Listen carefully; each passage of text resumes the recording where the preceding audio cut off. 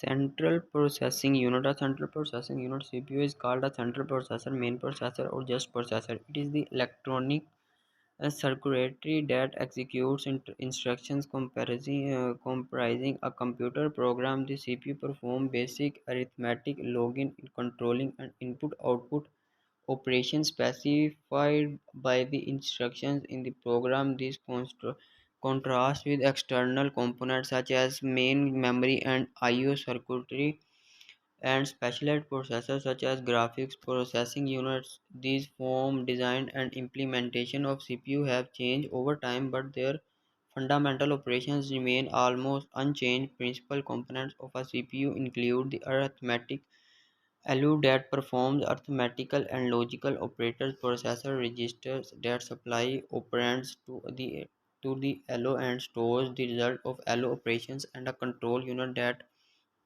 orchestrates of latching from memory, decoding, and execution of instructions by directing the coordinated operations of the ALU registers and other components.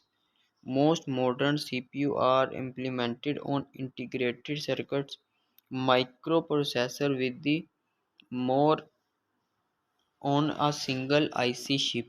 Microprocessor chips with multiple CPUs are multi-core processor. The individual physical CPU's processor cores can also be multi-threaded to create additional virtual or logical CPUs. And IC that contains a CPU may also contain memory, peripheral interface, and other components of a computer. Such integrated devices are usually called microcontrollers or system on a chip. Array processor or vector processor have multiple processors that operate in parallel with no unit considered central. Viral CPUs are an abstraction of dynamical aggregated computational resources history. Early computers such as the ENIAC had to be physically rewired to perform different tasks, which caused these mechanical to be called fixed program computer. The central processing unit term has been in use since as early as 1955.